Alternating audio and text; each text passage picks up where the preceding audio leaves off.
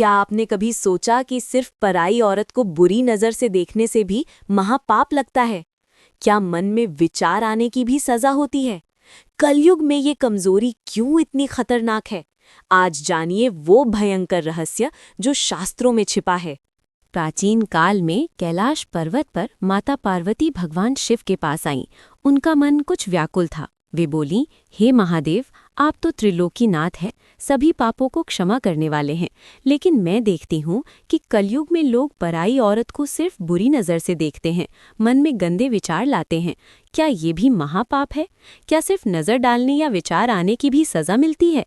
हे प्रभु, ये काम वासना की कमजोरी इतनी खतरनाक क्यों है? क्या इसमें कोई मोक्ष का रास्ता नहीं? भगवान शिव ने गंभीर स्वर में कहा, हे पार्वती, तुम्हारा प्रश्न बहुत गहरा है। मन में ही पराई स्त्री का विचार आना भी महापाप है, क्योंकि पाप कर्म से पहले मन से शुरू होता है। बुरी नज़र और काम वासना अंधी कर देती है, ये विश्वास तोड़ती है, परिवार बर्बाद करती है। सुनो, मैं तुम्हें एक सच्ची कहानी सुनाता हूँ जो शास्त्रों में वर्णित है। इस कहानी से तुम खुद समझ जाओगी कि इस पाप की सज़ा कितनी भयंकर होती है। प्राचीन काल की बात है। एक छोटे लेकिन बेहद समृद्ध राज्य में राजा भानु प्रताप राज्य करते थे। वे न केवल शक्तिशाली और रूपवान थे, बल्कि प्रजा के दिलों पर राज करते थे। उनका न्याय इतना प्रसिद्ध था कि दूर दूर के राज्य से लोग उनके दरबार में आते थे। प्रजा कहती थी, हमारे राजा तो साक्षात विष्णु अवतार हैं। उनकी रानी, जिनका नाम था रानी इंद्रा, न केवल सुंदर थी, बल्कि बुद्धिमान और सच्ची पतिव्रता भी थीं। वे दिन भर राज्य के कामों में राजा की सहायता करतीं, गरीबों की मदद करतीं और शाम को मंदिर में शिव पार्वती की पूजा करतीं। दोनों का वैवाहिक जीवन स्वर्ग जैसा था।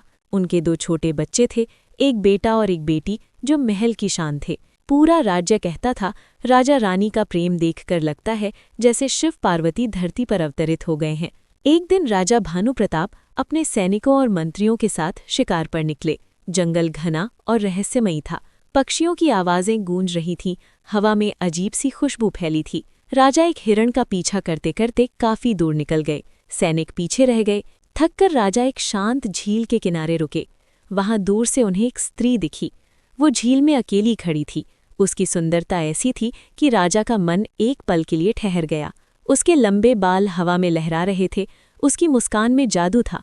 वो इतनी आकर्षक थी कि राजा की आंखें उससे हट नहीं रही थीं। स्त्री ने मुस्कुराकर कहा, हे राजन, आप थके लग रहे हैं। मेरे साथ आइए, मैं आपको ऐसा सुख दूंगी जो आपने कभी महसूस नहीं किया।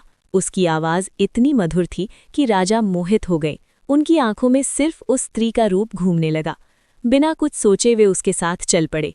एक रात रानी इंद्रा का मन बेचैन था। वे सो नहीं पा रही थीं। राजा फिर देर रात महल से निकले। रानी ने चुपके से काला दुपट्टा ओढ़ा और राजा का पीछा किया। जंगल दिन में भी डरावना था, रात में तो और भी। हवा में ठंडक थी, पत्तों की सरसराहट सुनकर रानी का दिल धड़क रहा था। राजा तेज कदमों से चल रहे थे, जैसे कोई जादू उन्हें खींच रहा हो। वे जंगल के सबसे गहरे अंधेरे हिस्से में पहुंचे, जहां कभी कोई नहीं जाता था। वहां एक छोटी सी गुफा थी, जिसके बाहर हल्की नीली रोशनी चमक रही थी। राजा गुफा में घुसे। रानी बाहर एक पेड़ के पीछे छिप गई। अंदर से राजा की हंसी की आवाज आई, फिर उस रहस्यमयी स्त्री की मधुर आवाज, आइए राजन, आज मैं आपको वो सुख दूंगी जो आपने कभी सपने में भी नहीं देखा। रानी ने झांक कर देखा। स्त्री ने राजा को गले लगाया। राजा पूरी तरह उसके वश में थे। उनकी आंखें बंद थीं, चेहरा लाल। लेकिन अचानक हवा बदली। गुफा में ठंडी हवा बहने लगी। स्त्री का शरीर चमकने लगा। उसकी हंसी अब डरावनी हो गई। रानी का दिल जोर से धड़का। स्त्री का रूप बदलने लगा। उसकी त्वचा सूखकर काली पड़ गई, नाखून लंबे और नुकीले हो गए, आंखें खून जैसी लाल, मुंह से आग की लपटें निकल रही थीं। वो एक भयानक राक्षसी बन गई। उसके दांत नुकीले थे, जीभ बाहर लटक रही थी। वो राजा को कसकर जकड़ रही थी और उनकी जीवन शक्ति चूस रही थी। राजा की सांसें तेज हो रही थीं। उनका चेहरा पीला पड़ रहा था। वे चीखना चाहते थे, लेकिन आवाज नहीं निकल रही थी। वे कमजोर पड़ते जा रहे थे, जैसे कोई दिया बुझने वाला हो। रानी ने सब देखा। उनका शरीर कांप उठा, लेकिन वे हिम्मत नहीं हारी। उन्होंने जादूगरनी से मिला विशेष मंत्र याद किया। हाथ जोड़कर मन ही मन ओम नमः शिवाय का जप शुरू किया। अचानक गुफा में तेज रोशनी हुई। राक्षसी चीखी, नहीं, मेरी शक्ति जा रही है, ये भक्ति की आग है। वो तड़पने लगी। उसका शरीर जलने लगा। आग की लपटें उठीं। राक्षसी चीखती रही, तेरी बुरी नज़र ने मुझे बुलाया था, लेकिन तेरी पत्नी की भक्ति ने मुझे जला दिया। अंत में वो चीखते चीखते जलकर राख हो गई। राजा बेहोश होकर गिर पड़े। रानी दौड़कर गईं, उन्होंने राजा को गोद में उठाया। रास्ता लंबा था, रात गहरी थी, लेकिन रानी नहीं रुकी। किसी तरह महल लौटी, वैद्यों को बुलाया। राजा धीरे धीरे होश में आए। सब याद आया तो वे रोने लगे। मैंने क्या कर डाला? सिर्फ एक बुरी नज़र ने मुझे अंधा कर दिया। वो राक्षसी मन के विचारों से पैदा हुई थी। रानी बोली, हे स्वामी, वो राक्षसी काम वासना का भ्रम थी।